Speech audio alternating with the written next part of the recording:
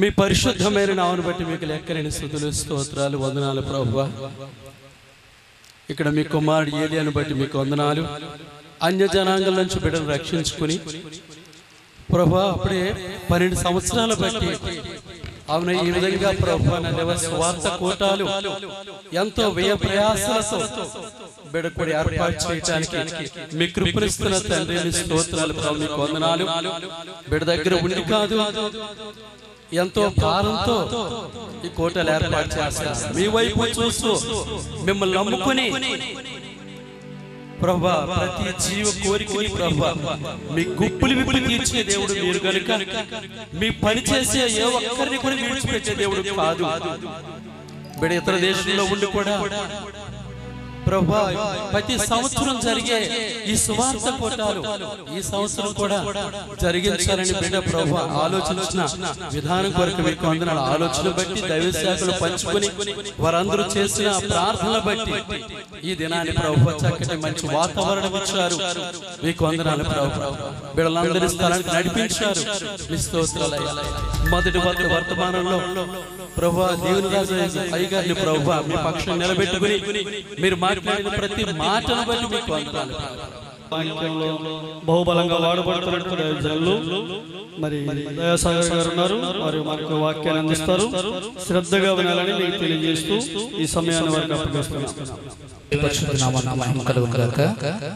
ఈ చల్లపూట మరి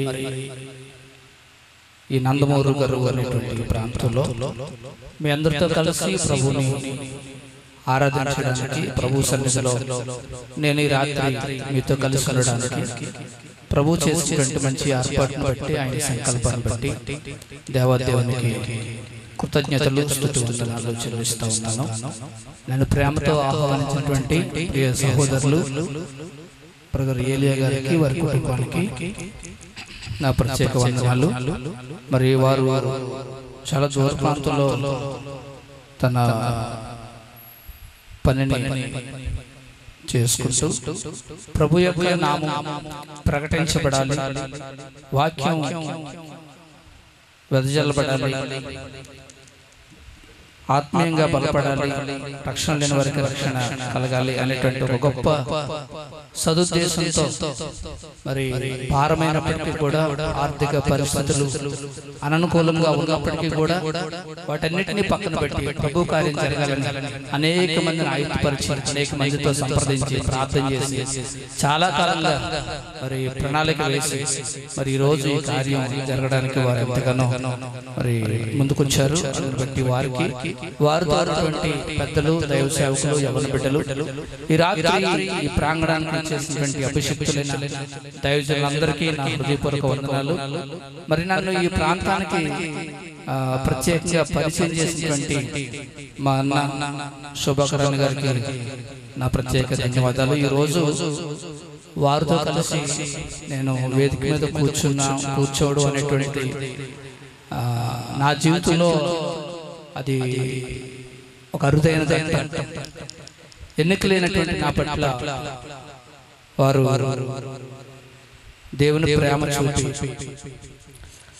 నన్ను ఎంతగానో ప్రోత్సహించి పరిచర్యలో నిలబెట్టి ప్రార్థన ప్రోత్సాహం అందిస్తున్న వారికి ఈ రాత్రి చేరువచ్చిన మీ అందరికీ నా నిండు వందనాలు తెలియజేస్తాను. అందరికీ వందనాలు. నన్ను ఇక్కడ ఉన్నటువంటి చాలా మంది గత సంవత్సరం ఈ ప్రాంతంలో చూస్తుంటారు. ఎందుకంటే పోయిన సంవత్సరం మీటింగ్లో కూడా మొదటి రోజు నేను ఒక వాక్యం అందించడానికి వచ్చి సో ఈ రాత్రి మరి ఆత్మీయ దైవజనులు అనుభవపూర్వకమైనటువంటి సందేశాన్ని ఇచ్చారు. ఇశ్రాయేలు నీ భాగ్యం ఎంత గొప్పది అనేటువంటి మాట ఆయన చదివించారు. యెహోవా రక్షించిన నిన్ను పోలిన వాడెవడు? యెహోవా చేతిలో నువ్వు రక్షించబడ్డావు, యెహోవా చేత నువ్వు రక్షించబడ్డావు. అది సామాన్యమైన విషయం కాదు. ఇశ్రాయేలు నీ భాగ్యం ఎంత గొప్పది. బైబిల్ గ్రంథంలో ఎవరు ఈ ఇశ్రాయేలు అని మనం ఆలోచిస్తే యాకోబును దేవుడు ఇశ్రాయేలుగా మార్చినట్టు మనం చదువుకుంటాం. ఈ రాత్రి మనం యాకోబు జీవితంలో నుండి కొన్ని విషయాలు ధ్యానం చేయాలని నేను ఆశపడతా ఉన్నాను. ఆదికాండము 28వ అధ్యాయం మీరు తెరిచి ఉంచండి.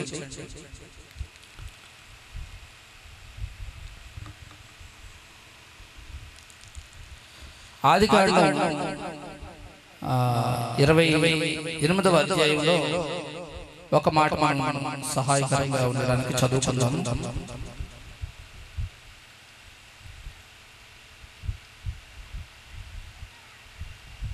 20వ వచనం నుండి నేను చదువుతున్నాను. అప్పుడు యాకోబు, నేను తిరిగి నా తండ్రి ఇంటికి క్షేమంగా వచ్చినట్లు దేవుడు నాకు తోడై ఉండి నేను వెళ్ళుచున్న ఈ మార్గములో నన్ను కాపాడి తినుటకు ఆహారమును ధరించుకున్నటకు వస్త్రములను నాకు దయచేసి ఎడల యెహోవా నాకు దేవుడై ఉండును, మరియు స్తంభముగా నేను నిలిపిన ఈ రాయి దేవుని మందిరమగును, మరియు నీవు నాకు ఇచ్చు యావత్తులో 10వ వంతు నిశ్చయముగా నీకు చెల్లించదనని మ్రొక్కుకొని దేవుడి మాటలు మన ఆత్మీయ క్షేమాభివృద్ధి కొరకు దీవించుగాక. ఆమేన్. అందరూ సరే హల్లెలూయా చెప్తాం. హల్లెలూయా, హల్లెలూయా. మీలో చాలా మంది ఇప్పటికే భోజనం చేశారు, అందుని బట్టి వందనాలు. భోజనం చేయనటువంటి వారికి రెట్టింపు వందనాలు. మీరు భోజనం మర్చిపోయి ఎక్కడి నుంచో వచ్చారు, ఏం చెప్తారో చూద్దామని చాలా ఆసక్తిగా కూర్చున్నారు. భోజనం చేసిన వాళ్ళు మేము భోజనం చేసే కాబట్టి ఎంత చెప్పుకుంటావు చెప్పుతాను వాళ్ళు చూస్తున్నారు. భోజనం చేయని వాళ్ళు మేము భోజనం వల్ల మానవులు నువ్వేం చెప్తావు ముందు చెప్పన్నట్టు ఆదు. దేవునికి స్తోత్రం కలుగును. హల్లెలూయా. ఇక్కడ ప్రభువే మాట్లాడాడు. ఆయన మాట్లాడితే మన ఆత్మకు క్షేమం. యాకోబు జీవితంలో వచ్చిన మనం చదువుకున్నాం. మనందరికీ సుపరిచితమైనటువంటి వాక్య భాగం. యాకోబు ఒక రోజు తన ఇంటిలో ఉన్నటువంటి పరిస్థితులకు భయపడి తన అన్నను మోసగించి తన తండ్రిని మోసగించి తన అన్న చేత ప్రాణహాని ఉందని ఎరిగి తన తల్లి యొక్క సలహా మేరకు తన ప్రాణాన్ని తన అన్న చేతి నుండి రక్షించుకోవడం కొరకు యాకోబు తన అన్న యొక్క చేతి నుండి తన ప్రాణాన్ని కాపాడుకోవడానికి భయంతో పారిపోతున్నటువంటి ఒక రాత్రి అతడు బెయేర్షెబా నుండి బయలుదేరి హారానుకు వెళుతూ ఉన్నాడు. అక్కడ ఆ ప్రయాణం చేత అలసిపోయి నిరాశతో ఇంకా ముందుకు వెళ్ళలేక ఒక చోట ఆగిపోయి విశ్రాంతి తీసుకుంటా ఉన్నాడు. ఆ రాత్రి అతనికి నిద్ర పట్టింది. అలసటతో కలవరంతో ప్రాణభయంతో ఉన్నటువంటి వాడికి సాధారణంగా నిద్ర పట్టదు. నా వెనకాల ఒక శత్రువు తరుముకొస్తున్నాడు, నా ప్రాణం పోయేటువంటి పరిస్థితిలో నేను చిక్కుకున్నాను అని తెలిస్తే ఏ వ్యక్తి కూడా కన్నురెప్ప వేయడు. నిద్రపోతే నా పైన దాడి జరుగుతుందేమో అనే భయం అతన్ని ఆవరిస్తుంది. మనసంతా కలవరంతో ఆందోళనతో గలిబిలితో నిండిపోయినటువంటి పరిస్థితి యాకోబు. అయినప్పటికీ కూడా అతడు ప్రశాంతంగా నిద్రపోయాడు. నిద్రపోవడమే కాదు, ఆ నిద్రలో అతడు ఒక దర్శనాన్ని చూశాడు. అతడు ఆ రాత్రి ఒక కల కన్నాడు. ఆ కలలో అతనికి పరలోకం కనిపించింది, దేవుని యొక్క స్వరం వినిపించింది, దేవదూతలు అతనికి ప్రత్యక్షమయ్యారు. అతనికి ఎప్పుడూ చూడనటువంటి ఒక కొత్త అనుభూతి ఆ రాత్రి కలిగింది. ఈ రాత్రి ప్రభు యాకోబు యొక్క జీవితాన్ని మన ముందు పెట్టి మనతో ఏం మాట్లాడుతున్నాడో అనే విషయాన్ని దయచేసి అందరూ కూడా ఆసక్తిగా ప్రభు యొక్క సహాయం కొరకు కనిపెట్టి వినాలనేటువంటిది నా యొక్క విన్నపం. నేను కూడా ఈ వాక్యాన్ని ధ్యానించినప్పుడు చాలా ఆశ్చర్యం, చాలా సంతోషం కూడా కలిగింది. అతడు ఆ కలలో ఏం చూశాడనంటే 12వ వచనాన్ని కనుక మనం చదవగలిగితే, అప్పుడు అతడు ఒక కల కనెను, అందులో ఒక నిచ్చెన భూమి మీద నిలపబడి ఉండెను, దాని కొన ఆకాశమునంటెను, దాని మీద దేవుని దూతలు ఎక్కుచు దిగుచు ఉండిరి, ఎక్కుచు దిగుచు నుండిరి. ఆ రాత్రి గాఢ నిద్రలో ఉన్నటువంటి యాకోబు ఒక దర్శనం చూశాడు ఆ కలలో. ఏంటంటే ఒక నిచ్చెన భూమిపై నుండి ఆకాశానికి వేయబడింది, ఆకాశం నుండి దూతలు భూమిపైకి దిగుతూ మరలా భూమి నుండి ఆకాశానికి ఎక్కుతూ కనబడుతున్నారు. దానికి పైన దేవుడు మాట్లాడుతా ఉన్నాడు. ఈ దృశ్యాన్ని చూశాడు దేవుడు. ఆ దృశ్యాన్ని చూశాడు. ఇతను ఎవరంటే తన ఇంటిలో ఉన్నటువంటి పరిస్థితులకు భయపడి తల దాచుకోవడానికి పారిపోతున్నటువంటి వాడు. అలాంటి వ్యక్తిని దేవుడు ఒక చోట ఒక రాత్రి ఆపి దేవుడు తన ఇంటిని చూపించాడు. దేవునికి స్తోత్రం కలుగుగాక. దేవుని ఇంటిని చూపించాడు. తన ఇంటిలో ఉన్నటువంటి పరిస్థితులకు భయపడి పారిపోతున్నటువంటి వ్యక్తికి అక్కడ ఆపి దేవుడు తన ఇంటిని చూపించాడు. ఎంత విచిత్రమో కదా. యాకోబు ఇంటిలో ఉన్నటువంటి పరిస్థితులు ఏంటంటే, ఒకసారి యాకోబు ఇంటి యొక్క పరిస్థితులు మనం ఆలోచన చేస్తానండి. 25వ అధ్యాయంలో 26వ వచనం చదువుతాం. ఆదికాండం 25:26.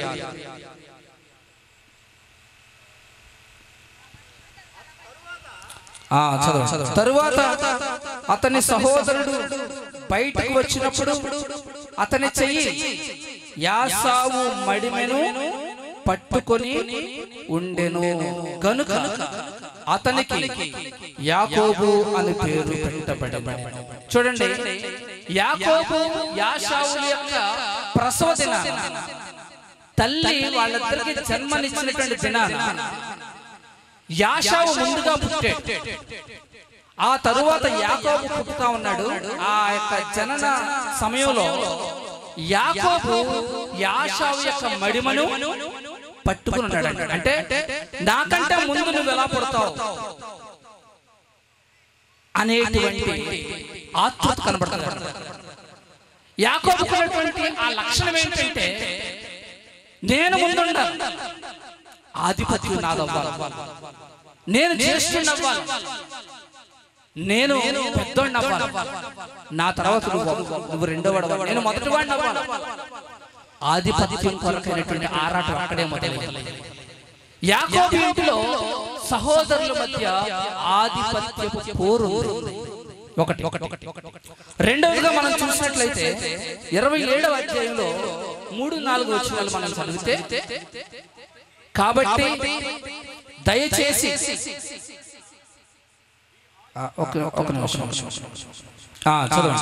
నీ ఆయుధములైన నీ అంబుల పొదిని విల్లును తీసుకుని అడవికి పోయి నా కొరకు వేటాడి మాంసము తెమ్ము. ఇది యాషావుకి తండ్రి అయినటువంటి ఇస్సాకు చెప్తున్నటువంటి ఒక పని. నేను సమృద్ధిగా రుచిగల భోజనం చేయాలనుకుంటున్నాను, కాబట్టి నువ్వు వేటాడి ఒక మంచి భోజనాన్ని సిద్ధపరిచి నా కొరకు తీసుకురా. యాకోబు ఇంటిలో కడుపు నిండా తినాలనేటువంటి ఆలోచన, రుచిగల భోజనాలు కొరకైనటువంటి ప్రయాస, సంతృప్తిగా భుజిందాం నోరారా తిందాం, కడుపు నింపుకుందాం అనేటువంటి ఆలోచన కనబడతా ఉంటాం. అంతకు ముందు కనుక మనం గమనించినట్లయితే 25 అధ్యాయం 29, 34 వచనాల్లో ఏమంటారంటే, ఒకనాడు యాకోబు కలగోర వంటకము వండుకొనుచుండగా యాసావు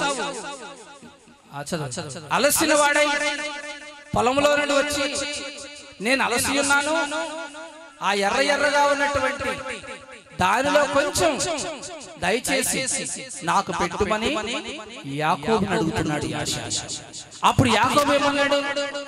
అందుచేత అతని పేరు ఎదోము అనబడి.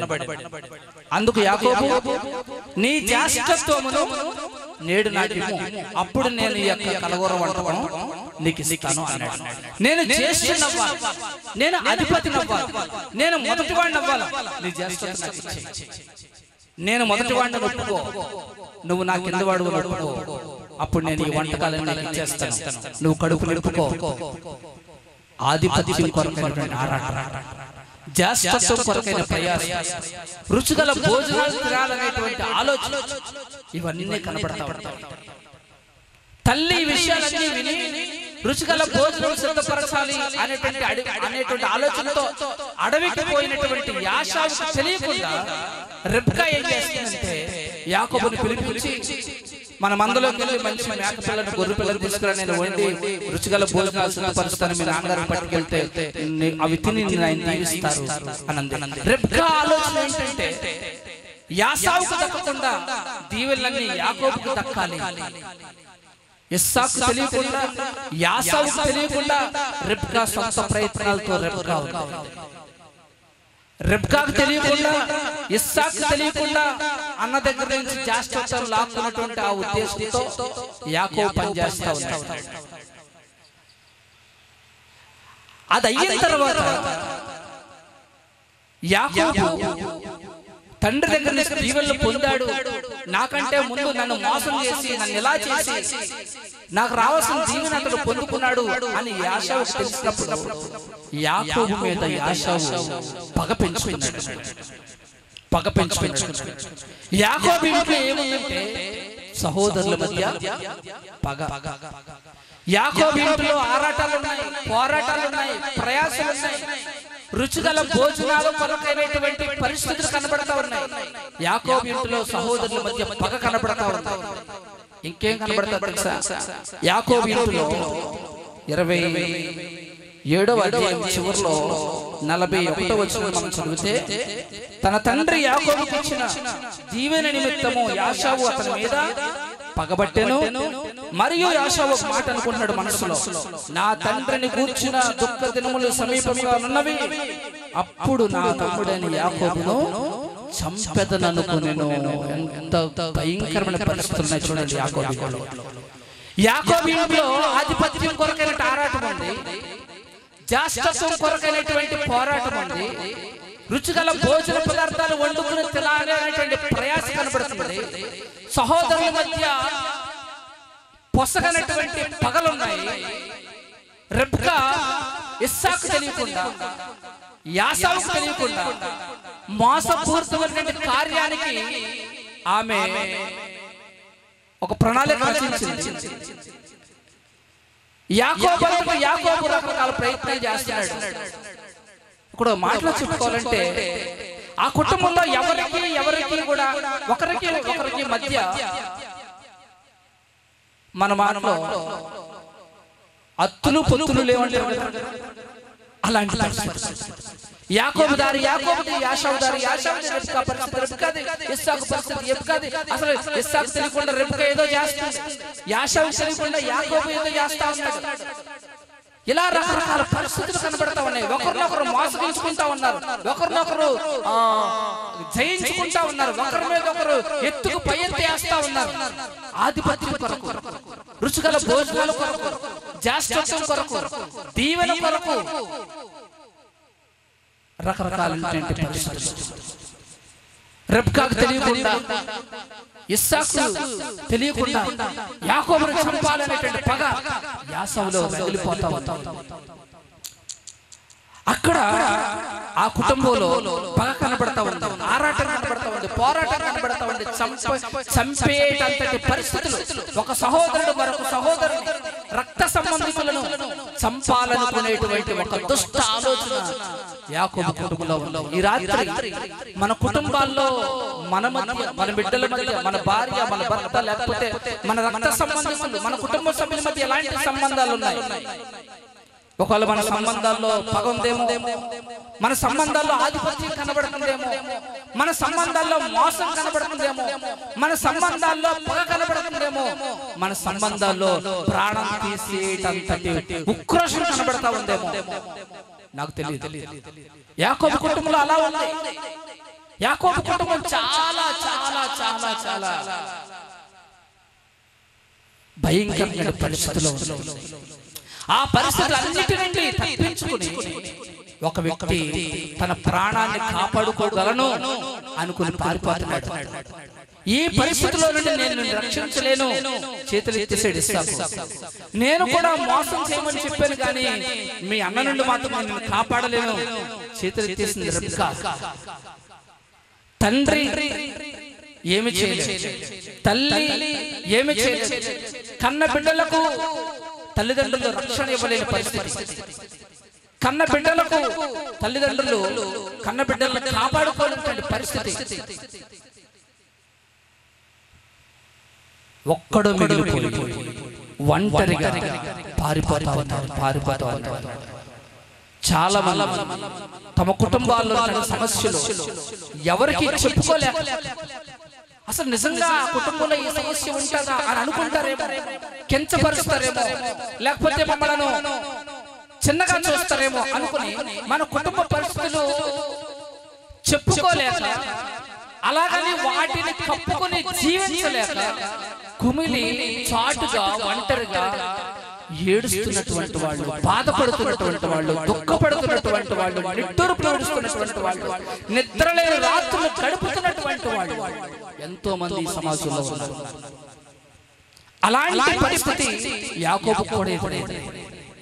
ఒకవేళ మన సహోదరుడికి, మనకు, మన రక్త సంబంధికులకు, మనకు, మన తల్లిదండ్రులకు, మనకు, లేకపోతే మన బంధువులకు, మనకు పొసగనటువంటి సంబంధం, పొసగనటువంటి పరిస్థితులు, అతకనటువంటి అనురాగాలు ఉన్నాయేమో. మొహం చూసి మనం ఏమీ చెప్పలేము. అది అంతరంగంలో ఉండేటువంటి ఆలోచన. అవి కేవలం ఆ అంతరంగాన్ని, హృదయాన్ని సృష్టించినటువంటి దేవునికి మాత్రమే తెలుసు. మనం పైకి నవ్వుతూ కనబడచ్చు, పైకి ఏమీ లేనట్టుగా కనబడచ్చు. మన కుటుంబంలో, మన అంతరంగంలో ఎన్ని పరిస్థితులు ఎంత తేడాగా ఉన్నాయో మనకు తెలియదు. ఇలాంటి ఇంటిలో నుండి, ఇలాంటి పరిస్థితుల్లో నుండి ఒక వ్యక్తిని దేవుడు చూసి పారిపోతున్నటువంటి ఆ వ్యక్తిని, ప్రాణ భయంతో ఉన్నటువంటి వ్యక్తిని, మెడపైన కత్తి వేలాడుతున్నటువంటి వ్యక్తిని దేవుడు ఆపాడు. నీ ఇంటిలో ఇలాంటి పరిస్థితులే ఉంటాయి, నా ఇల్లు చూడు, నా పరిస్థితి చూడు అని దేవుడు అతను ఆపి, దేవుడు అతనికి కొన్ని విషయాలు తెలియచేస్తున్నాడు. దేవుడు యాకోబుకి ఎంత అవసరమో ఆ రాత్రి తెలియజేశాడు. దేవుని యొక్క ప్రణాళికలో యాకోబు భవిష్యత్తులో ఏం చేయాలో కూడా తెలియజేశాడు. రెండు విషయాలు. ఒకటి, దేవుడు యాకోబుకి ఎంత అవసరమో, లేకపోతే యాకోబుకి దేవుడు ఎంత అవసరమో దేవుడు తెలియజేశాడు. నేను నీ జీవితానికి చాలా అవసరం. ఇప్పుడు మీ తండ్రి కాదు, మీ తల్లి కాదు, మీ సహోదరుడు కాదు, మీ బంధువులు కాదు, ఎవ్వరు కాదు, నేను కావాలి నీ జీవితం, నేను కావాలి. నేను మేనమామ ఇంటికి వెళ్తే అక్కడ రక్షణ చదువుకున్నావేమో, అక్కడైనా సరే నువ్వు సంతోషంగా ఉండలేవు, అక్కడైనా సరే నువ్వు హ్యాపీగా ఉండలేవు, అక్కడైనా సరే ఆందోళన, భయం తప్పదు. ఈ సమయంలో నీకు కావాల్సింది నేను. దేవుడు కలగజేస్తుంది, దేవుడే అతన్ని ఆపి, దేవుడే అతన్ని దర్శించి, దేవుడు తన యొక్క ప్రపంచాన్ని చూపించాడు. అది ఆత్మీయ ప్రపంచం. ఎంతవరకు యాకోబు చూసిన ప్రపంచం అంతా కూడా అశాశ్వతమైనటువంటి ప్రపంచం. ఈ జాస్టోపు కొరకైన ఆరాటం కానీ, సంపద కొరకైన పోరాటం కానీ, రుచిగల భోజన పదార్థాల కొరకైన ప్రయాస కానీ, ఒకళ్ళ మీద ఒకళ్ళ పగ కానీ, మోసం, ఇలాంటివన్నీ కూడా తాత్కాలికంగా ఉంటాయి. తాత్కాలికమైన వాటి కొరకు నువ్వు ఎంతకాలం ప్రయాసపడుతున్నావు, తాత్కాలికమైన వాటిని సంపాదించుకోవడంలో నువ్వు రకరకాల ప్రయత్నాలు చేస్తా ఉన్నావు, మోసం చేస్తున్నావు, అబద్ధాన్ని మాట్లాడుతున్నావు, సహోదరుని మోసం చేస్తున్నావు, తండ్రిని మోసం చేస్తున్నావు, అందరూ హృదయాన్ని నువ్వు కలవర పెడుతున్నావు, ఇబ్బంది పెడుతున్నావు. కానీ అవన్నీ అశాశ్వతమయ్యా, అవన్నీ మాయమైపోయేటువంటివి, అవి నిజమైనటువంటివి కావు. ఇవన్నీ ఈ మాయా ప్రపంచానికి చెందినటువంటివి. కానీ అసలైన ప్రపంచం ఉంది చూడు, వాస్తవ ప్రపంచం ఉంది చూడు అని దేవుడు యాకోబుకు తన ప్రపంచాన్ని చూపించాడు. అక్కడ యాకోబు ఒక అదృశ్య ప్రపంచాన్ని వీక్షించాడు. దేవునికి స్తోత్రం కలుగునుగాక. మనం ఎరిగినటువంటి అదృశ్య ప్రపంచం కొరకు ఈ ప్రయాస, లేకపోతే ఎంతో ప్రయాస, ఎంతో డబ్బులు ఖర్చు చేసి ఇలాంటి కోటాలు పెట్టడం, ఎక్కడెక్కడి నుంచో మనందరూ ఇక్కడ చేరి ఈ రాత్రి మాట్లాడుకోవడం ఎందుకు తెలుసా? ఒక అదృశ్య ప్రపంచం ఉంది. మనం నివసిస్తున్న ఈ భౌతిక ప్రపంచం లాంటి ప్రపంచం కాదది. ఆ అదృశ్య ప్రపంచాన్ని, ఆ శాశ్వత ప్రపంచాన్ని, ఒక నూతన ప్రపంచాన్ని మనం చేరుకోవడానికి ఈ భౌతిక ప్రపంచంలో మనం చేయాల్సినది ఏంటంటే ఆ అదృశ్య ప్రపంచాన్ని ధ్యానించడం. దేవునికి స్తోత్రం కలుగుగాక. హల్లెలూయా. ఈ అదృశ్య ప్రపంచం కోసం పాఠశాలల్లో బోధించడం కేవలం ఆధ్యాత్మిక పాఠశాలల్లో మాత్రమే బోధిస్తారు. ఇదే ఆధ్యాత్మిక పాఠశాల. మనం వెళ్ళే సహవాసం, మనం వెళ్ళే సంఘాలు, మనం చేసేటువంటి కూడికలు, మనం ఏర్పాటు చేసుకునే కూడికలు, ఆత్మీయ కూడికలు, ఇవన్నీ కూడా మనం అదృశ్య ప్రపంచాన్ని చేరుకోవడానికి అవసరమైనటువంటి మెళుకువలు నేర్పిస్తాయి. దాని కొరకు మనం చేయాల్సినటువంటి ప్రయాసం మనకు గుర్తు చేస్తాయి. యాకోబు తన ఇంటిలో ఉన్న పరిస్థితులు భయంతో ఎదుర్కోలేకపోతూ ఉంటే దేవుడు తన ప్రపంచాన్ని యాకోబుకు చూపించాడు.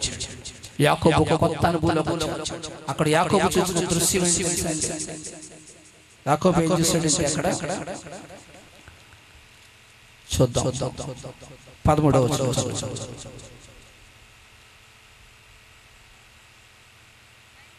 మరియు యెహోవా దానికి పైగా నిలిచి, నేను నీ తండ్రి అయిన అబ్రహాము దేవుడను, ఇస్సాకు దేవుడైన యెహోవాను, నీవు పండుకొని ఉన్న ఈ భూమిని నీకును నీ సంతానమునకును ఇచ్చెదను. నీ సంతానము భూమి మీద లెక్కకు ఇస్కో రేణువుల వలె అగును. నీవు పడమటి తట్టునకు, తూర్పు తట్టునకు, ఉత్తరపు తట్టునకు, దక్షిణపు తట్టునకు వ్యాపించదవు. భూమి యొక్క వంశములన్నీ నీ మూలముగాను నీ సంతానం మూలముగాను ఆశీర్వదింపబడును అని చెప్పాడు. దేవునికి స్తోత్రం కలుగుగాక. మొట్టమొదట యాకోబు ఆ రాత్రి ఏమి కనుగొన్నాడంటే దేవుని యొక్క అదృశ్య ప్రపంచాన్ని వీక్షించాడు. అది యాకోబు యొక్క మొట్టమొదటి అనుభవం. రెండవది, దేవుడు అతనితో మాట్లాడుతూ ఉన్నప్పుడు నిన్ను విస్తరింపజేస్తాను, నీ సంతానాన్ని విస్తరింపజేస్తాను, ఈ భూమిని నీకు ఇస్తాను. తూర్పు తట్టు, పడమటి తట్టు, ఉత్తరపు తట్టు, దక్షిణపు తట్టు, నువ్వు నలుదిశలా, భూమి నలుదిశలా నేను విస్తరింపజేస్తాను. నీ సంతానాన్ని నేను బహుగా ఆశీర్వదిస్తాను అన్నాడు. అసలు దేని కొరకు అతను ప్రయాసపడుతున్నాడు? సంపద కొరకు, ఆస్తి కొరకు, జ్యేష్ఠత్వం కొరకు, పేరు కొరకు. అతడు చేసినటువంటి మోసపు పనులు కానీ, అతడు మాట్లాడిన అబద్ధపు మాటలు కానీ, ఇవన్నీ కూడా దీవెన కలగాలి, సంపాదన కలగాలి, ఆశీర్వాదం కలగాలి అనే చేసే. కానీ ప్రభు చెప్తున్నాడు, అవన్నీ నేను ఇస్తాను. దేవునికి స్తోత్రం కలుగుగాక. అవన్నీ కూడా ఒక పైసా ఖర్చు చేయక్కర్లేదు, ఒక రూపాయి కూడా నువ్వు పెట్టుబడి పెట్టక్కర్లేదు. అవన్నీ నేను ఇస్తాను. నువ్వు చేయాల్సింది అది కాదు, వేరే నీకు కావాల్సింది నేను ఇస్తాను. తూర్పు తట్టు, పడమటి తట్టు, ఉత్తరపు తట్టు, దక్షిణ తట్టు నేను ఇస్తాను. నీ సంతానం విస్తరింపజేస్తాను, నేను వాటిని ఆశీర్వదిస్తాను, నీ సంతానాన్ని ఆశీర్వదిస్తాను. సో ఇక్కడ మనం గమనించాల్సింది ఏంటంటే, ఇతను ఎవరండి? యాకోబు ఎవరు? అన్నను చెప్పాలి, అన్నను మోసం చేసినవాడు, తండ్రిని మోసం చేసినవాడు, అన్నను మోసం చేసాడు, తండ్రిని మోసం చేసాడు. ఎప్పుడు కష్టపడినటువంటి వాడు కాదు, కష్టపడకుండా అన్ని కూడా ఏదో రకంగా సంపాదించాలి, అన్ని దొరకాలి, సక్రమైన మార్గంలో మాత్రం వెళ్ళకుండా షార్ట్ కట్ లో దొరకాలి, షార్ట్ కట్ లో దొరకాలి, సులువుగా దొరికేయాలి. యాసావు పగకు యాకోబే కారణం, యాసావు యొక్క ఉక్రోషానికి యాకోబే కారణం. తల్లి తల్లడిల్లిపోతా ఉంది, అయ్యో ఒక కొడుకు మరో కొడుకుని చంపేటువంటి పరిస్థితి వచ్చింది, నేనే ఇలాంటి పరిస్థితి చేశాను, తెలుసో తెలుసో ఇలా చేశానని తల్లి తల్లడిల్లిపోతా ఉంది. తల్లి తల్లడిల్లిపోవడానికి యాకోబే కారణం. ఈ ముసలి వయసులో ఇద్దరికి నేనేమి చెప్పలేకపోతున్నానే, వాళ్ళ మధ్య వైరాన్ని నేను తీర్చలేనే అని ఇస్సాకు దుఃఖంలో మునిగిపోయాడు. వృద్ధాప్యంలో అతడు అలా వృద్ధాప్యంలో దుఃఖంలో మునిగిపోవడానికి యాకోబే కారణం. ఇలాగా కుటుంబంలో అలజడి, కుటుంబంలో కలతలు, కుటుంబంలో అశాంతి, అసమాధానం, గలిబిలి, ఒక భయంకరమైన వాతావరణాన్ని సృష్టించింది ఏంటంటే ఒకలాంటి ఆధిపత్యం కొరకైనటువంటి ఆరాటాలు, పోరాటాలు. అలాంటి వ్యక్తికి దేవుడు ఎన్ని దీవెనలు ఇస్తున్నాడో చూడండి. దీన్ని ఏమంటామంటే మనం కృప అంటాం. దేవునికి స్తోత్రం కలుగును. అసలు ఈ పాఠానికి నేను ఒక పేరు పెడదాం అనుకున్నాను. అన్నయ్య గారిని అడిగి అసలు ఈ పేరు పెట్టొచ్చా అని అడుగుదాం అనుకున్నాను. నేను ఆ మాట మర్చిపోయాను, కానీ ఇప్పుడు సభాముఖంగా అడుగుతున్నాను, ఈ పేరు పెట్టొచ్చా? ఈ రోజు మనం నేర్చుకుంటున్నటువంటి, ఈ రోజు మనం ధ్యానిస్తున్నటువంటి వాక్యానికి ఒక టైటిల్ పెడదాం అనుకున్నాను. పేరు అసలు ఆ పేరు పెట్టొచ్చా అని అనుమానం వచ్చింది. పెట్టొచ్చు అని అనిపిస్తుంది, కానీ ఆయన అన్నయ్య గారిని అడిగి పెడదాం అనుకున్నాను. మర్చి ఇప్పుడు మిమ్మల్ని అడుగుతున్నా, మోసగానికి మహర్దశ. దేవునికి స్తోత్రం కలుగాలి. పెట్టొచ్చంటారా? దేవుడు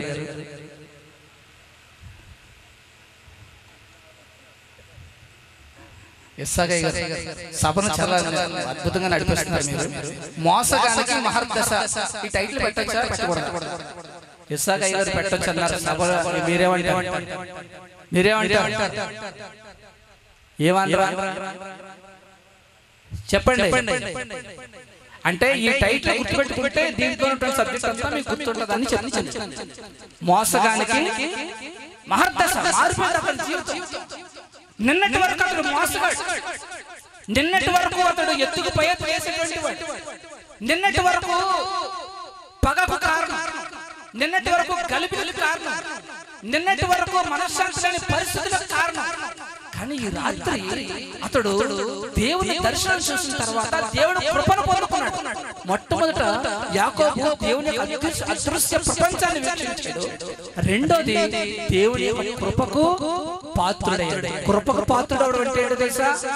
భూమిని ఇస్తాను అని వాగ్దానాన్ని పొందడం, సంతానాన్ని ఇస్తాను అని వాగ్దానాన్ని పొందడం, నీ సంతానాన్ని విస్తరింపజేస్తాను, ఆశీర్వదిస్తాను, పడమటి తట్టు, ఉత్తరపు తట్టు, దక్షిణపు తట్టు, తూర్పు తట్టు, అన్ని వేళలా నేను నిన్ను దీవిస్తాను, విస్తరిస్తాను, అంతా నీకు ఇస్తాను, ఈ స్వాస్థ్యాలన్నీ నీకు ఇస్తాను అని తను ఊహించినటువంటిది, తను అర్హత కానటువంటిది, లేదంటే తను అర్హుడు కానటువంటి దానికి, తనకు పొందడానికి యోగ్యత లేనటువంటి దానికి తాను అర్హుడుగా మారడం. దేవుని దీవెన పొందడానికి ఏ మంచి కార్యం చేశాడండి యాకోబు? దేవుడు వాగ్దానం పొందడానికి, దేవుని యొక్క ఆశీర్వాదం పొందడానికి ఏ మంచి కార్యం చేశాడని? మోసగించి, అబద్ధాలాడి, కుట్రలు చేసి ఇలాంటి బతుకుతున్నటువంటి వాడికి దేవుని కృప, మన జీవితంలో మనం మంచి వాళ్ళమనో, మనం బాగా చదువుకున్నామనో, లేకపోతే మనకి సమాజంలో పేరుందనో, మనం మంచి పనులు చేస్తున్నామనో, లేకపోతే ఏదో కారణాల చేత దేవుని కృప మనల్ని ఆవరించలేదు. ఈ రాత్రి మనం ఇక్కడ కూర్చున్నామన్నా, ఇంకా బ్రతుకుతున్నామన్నా, అనేక పరిస్థితులు అనుకూలంగా ఉన్నప్పటికీ దేవుని యొక్క సన్నిధిలో మనం ఆయన ఆరాధించగలుగుతున్నామన్నా, దేవుని తెలుసుకుని ఆయన బాటలో నడిచి సాగిపోతున్నామన్నా, దానికి గల కారణం ఏంటంటే దేవుని యొక్క కృప.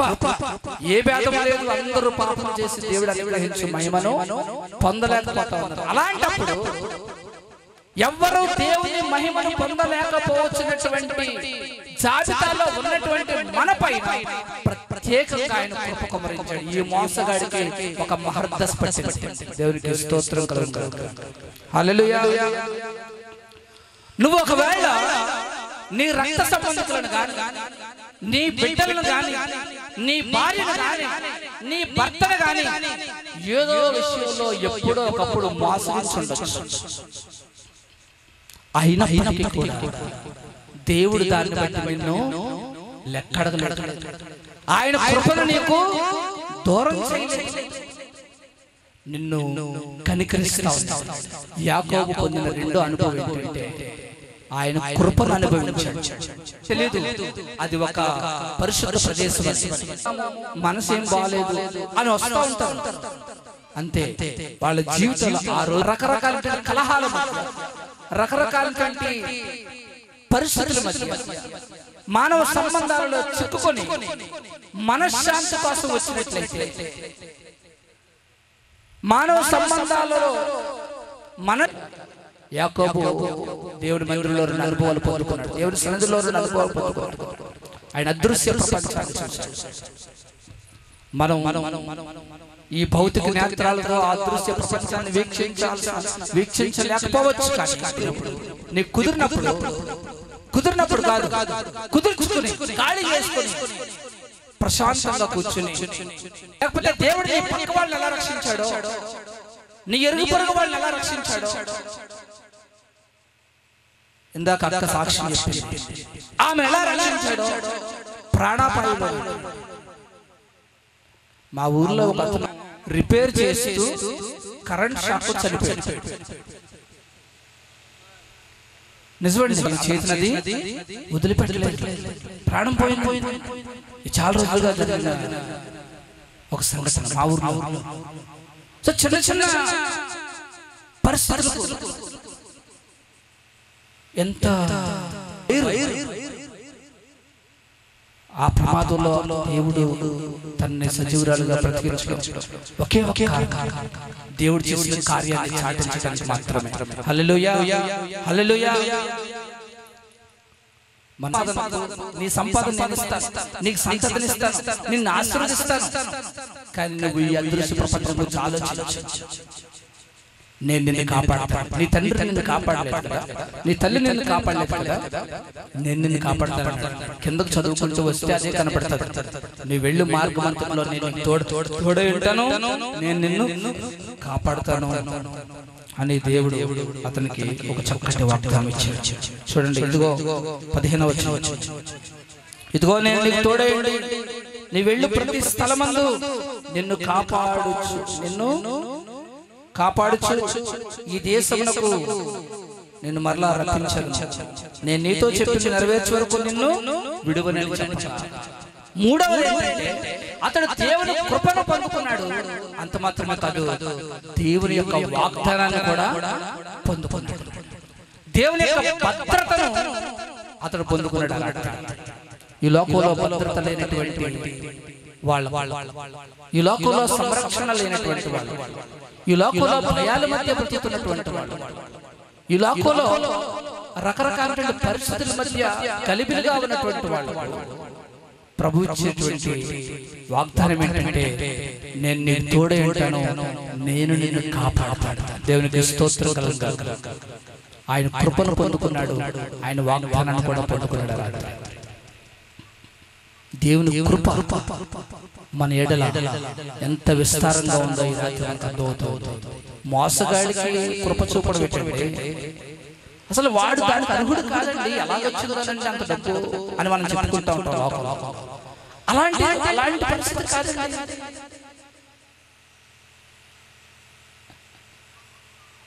మధ్యాహ్నం శుభకరాన్ని నాకు ఒక దైవజనుల కోసం చెప్పారు.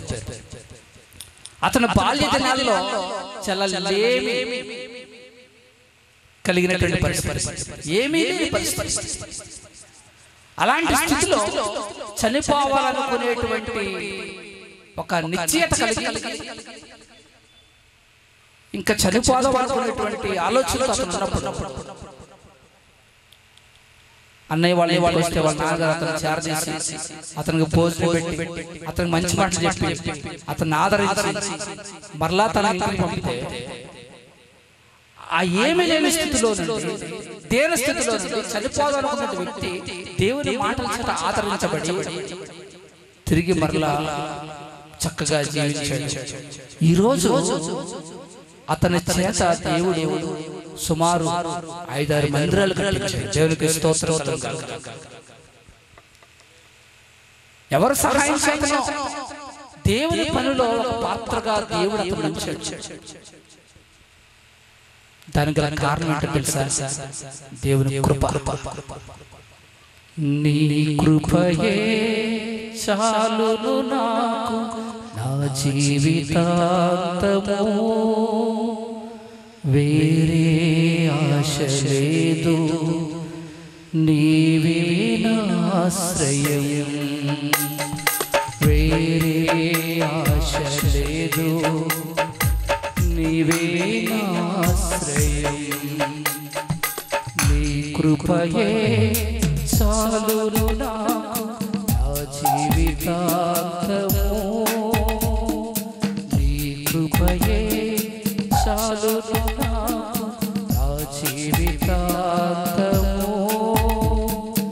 అడవులలో తిరిగినను, ఎడారిలో పయనించినను,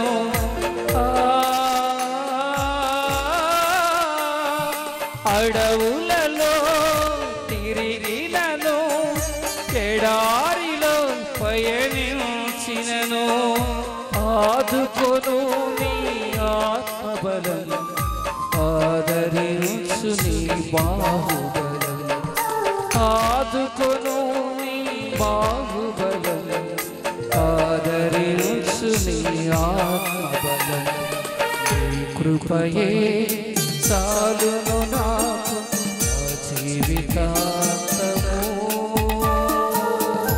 హల్లెలూయా.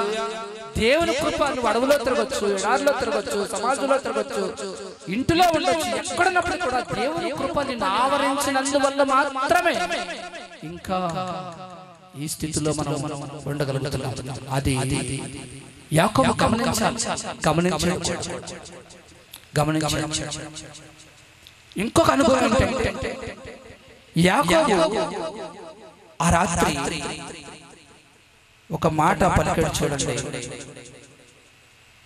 16వ వచనం. యాకోబు నిద్ర తెలిసి నిశ్చయముగా యెహోవా ఈ స్థలమందు ఉన్నాడు, అది నాకు తెలియకపోయిననుకుని భయపడి ఈ స్థలం ఎంతో భయంకరము, ఇది దేవుని మందిరమే గాని వేరొకటి కాదు, పరలోకపు గవిని ఇదే అనుకుని.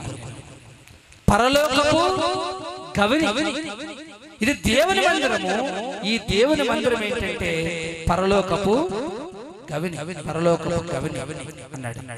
గవిని అంటే అర్థం ఏంటంటే ద్వారము అని అర్థం. గవిని అంటే అర్థం ఏంటండి? ద్వారం. అంటే ఆ ఊర్లోకి రావడానికి ప్రారంభ ప్రదేశం గవిని. ఆ గవిని దాటితే ఆ ఊర్లో ప్రజలు. పరలోకపు గవిని అంటే ఆ గవిని పరలోకానికి ప్రారంభం, మందిరం పరలోకానికి ప్రారంభ స్థలం. నువ్వు పరలోకానికి చేరాలంటే దేవుని మందిరంలో అడుగు, పరలోకానికి వెళ్ళాలంటే ఆ పరలోకపు గవిని దగ్గర నీ పాదం మోపాలి. అక్కడి నుంచి నీకు పరలోక ప్రవేశం దొరుకుతుంది. పరలోకంలో నువ్వు విహరిస్తావు, దేవుణ్ణి కలుసుకుంటావు, దేవుణ్ణి చూస్తావు, దేవుని గురించి ఆలోచిస్తావు. అలా ఆలోచించాలంటే నువ్వు పరలోకపు కవుని యొక్క ఉండాలి. దేవుని సంఘంలో మందిరంలో నువ్వు ఉండాలి. పరలోకపు కవుని.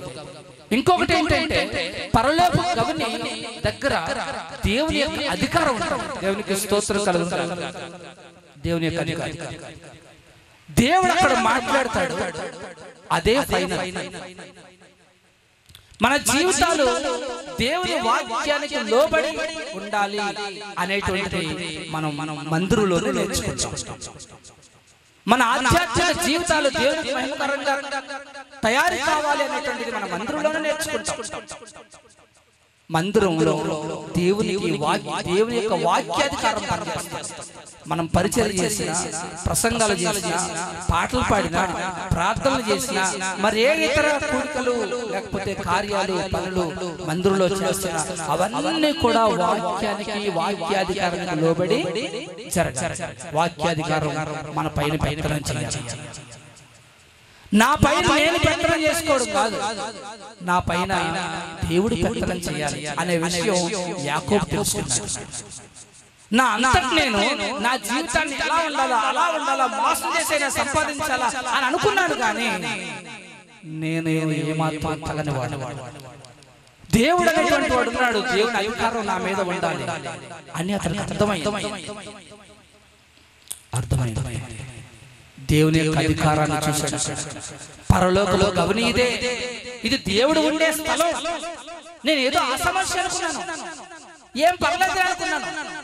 మందిరం అంటే ఆ సమస్య కాదు, పరిశుద్ధ స్థలం అంటే ఆ సమస్య కాదు. మందిరం చాలా విలువైనటువంటి. మందిరంలో ఎన్నో రకాలైనటువంటి పరిస్థితులు మార్పు చెందిన సందర్భాలు మనకి తారసపడతాయి.